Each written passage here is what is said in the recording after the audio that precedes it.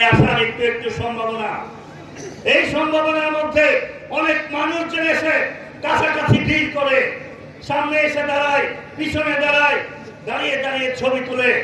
আমি আপনাদেরকে অনুরোধ করব, 5ই আগস্টের পরে আমি নেতা, আমার পাশে দাঁড়িয়ে যেই মানুষটার ছবি তুলেছে, এই মানুষটা যদি 5ই আগস্টের আগে আপনার পাশে না থেকে থাকে, ওকে ওই নদীতে ছুঁড়ে ফেলে দেবেন। ওদেরকে নিয়ে একটাই হোক, বাংলাদেশ জাতীয়তাবাদী দল বিএনপি পরিচালিত হতে পারে না। যেই মানুষটা আমার দুঃসময়ে ছিল না, যেই মানুষটা আমার রাজনীতি করে নাই, যেই মানুষটা কারাগারে যায় নাই, যেই মানুষটা তারেক রহমান, দেশনেত্রী বেগম খালেদা জিয়ার বিপদের দিনে পাশে এসে দাঁড়ায়, জীবনে আর কবে বিপদ আসবে সেদিন এসে উনি হাজির হবেন।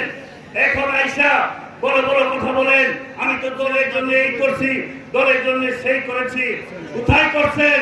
সমস্ত হিসাব আমাদের কাছে যেমন আছে, হিসাব আজকে আপনারা যারা এসেছেন, যারা শহীদ জিয়াউর রহমানের আদর্শ লালন করে 17 বছর মাঠে থেকে শেখ হাসিনাকে বাংলাদেশ থেকে পরিচালিত হবে ভবিষ্যতে।